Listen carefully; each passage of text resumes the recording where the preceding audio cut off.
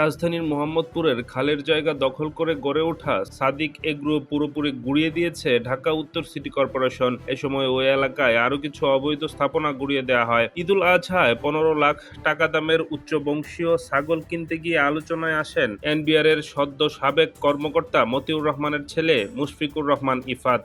এরপর সাদিক এগ্রোর বিভিন্ন পশুর দাম নিয়ে সামাজিক যোগাযোগ মাধ্যমে সমালোচনা হয়। তবে সাদিক এগ্রোর এ উচ্ছেদ অভিযানকে নিয়মিত কাজের অংশ বলছে ডিএনসিসি।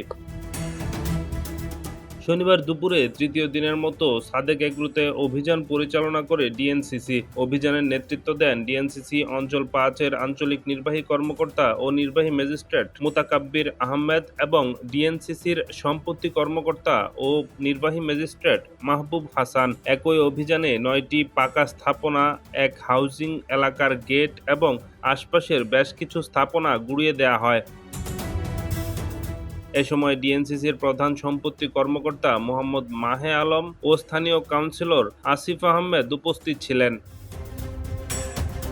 ৩ দিনের অভিযানে ৭০টি স্থাপনা গুঁড়িয়ে দিয়ে এখন পর্যন্ত ২০ বিঘা জমি উদ্ধার করা হয়েছে। এছাড়া রামচন্দ্রপুর খালের ১০ টন বর্জ্য পরিষ্কার করে খনন কাজ চালানো হয়।